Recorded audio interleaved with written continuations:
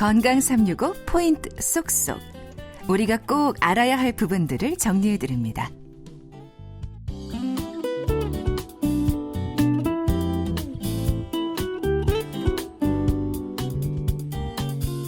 건강 365 박광식의 건강 이야기, 여성 건강 자궁 내막증에 대해서 알아봅니다.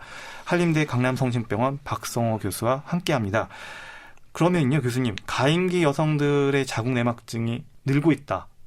그럼 자궁 내막증 아까 앞서서 구조와 결과들 얘기를 해주셨지만 좀 더 어떻게 의학적으로는 정확하게 어떻게 자궁 내막증을 정의합니까? 자궁 내막증은 의학적으로 말씀드리면 자궁 안에 있어야 되는, 정상적으로 존재해야 되는 자궁 내막이 자궁 이외의 다른 부위, 뭐 난소라든지 나팔관이라든지 골반 내라든지 폭벽이라든지 이런 데 자궁 내막 조직이 존재를 하게 되고 거기에서 출혈을 유발을 하고 증상을 유발하는 질환이라고 할 수 있습니다. 그러면 요즘 난임에 대한 관심이 많은데 난임하고의 연관성은 어떻습니까?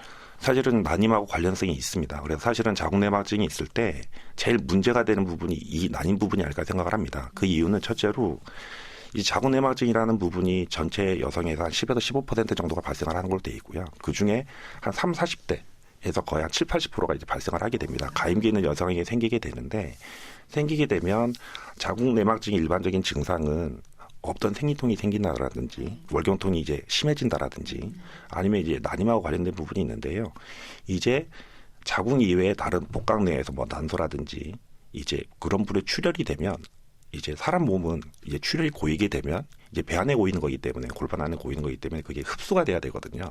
근데 흡수가 되는 과정에 시간이 많이 걸리게 됩니다. 시간이 걸리게 되는데 서서히 흡수가 되다 보니까 그 사이에 한 달이 또 지나고 다음 생리를 하게 되는 거죠.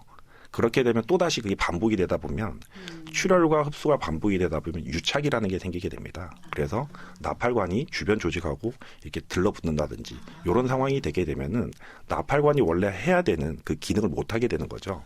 그렇게 되면은 이제 임신에 영향을 줄 수 있다고 생각을 하고 실제로 많은 분들이 그런 부분 때문에 고통을 겪고 있는 분들이 있습니다.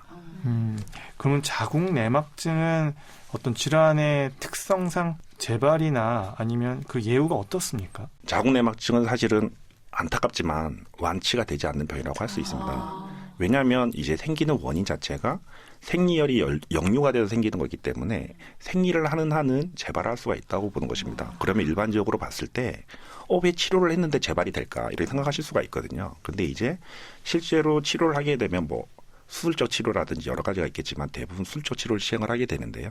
저희가 수술을 하게 되면 눈으로 육안적으로 보이는 병변만을 제거하게 되는데 실질적으로 보이지 않는 부분에 병변이 있을 수 있거든요. 이제 그런 부분이 문제가 되는 것 같습니다. 그러면 자궁 내막증의 치료는 어떻게 됩니까?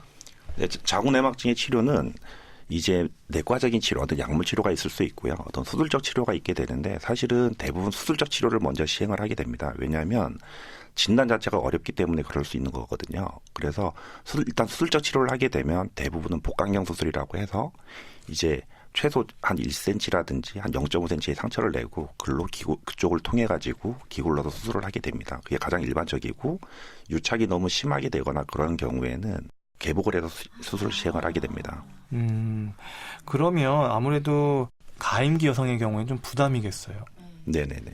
그럴 때는 다른 선택지가 없나요? 네, 안타깝지만 선택지가 사실은 있지 않습니다. 그럼 자궁 내막증으로 수술을 경험한 여성이 재발을 했을 때 혹시 임신 중이면 어떤 위험이 있을까요? 사실은 자궁 내막증을 갖고 있던 환자분이 제일 걱정하는 부분이 이제 임신이 잘 안 될까 봐 걱정을 하는 건데 임신이 전혀 안 되는 건 아니고요. 자궁 내막증이 있는 상태에서 임신은 가능을 합니다. 근데 임신이 됐다라고 하면 실제로 자궁 내막증이 임신 자체에 영향을 주는 건 아니고요. 이제 산모분이 되겠죠. 그 당시에는. 산모분은 사실은 오히려 더 나은 상태라고 말씀드릴 수 있습니다. 그 이유가 자궁 내막증 자체는 생리혈이 역류가 되는 질환이기 때문에 임신을 하면 생리를 하지 않지 않습니까? 그렇게 되면은 더 나빠질 수 있는 상황은 아닌 거죠.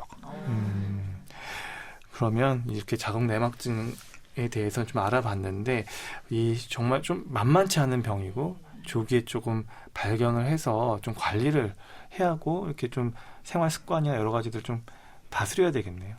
근데 그게 가장 바람직합니다. 그래서 일단은 그 개개인이 할 수 있는 부분이 있고요.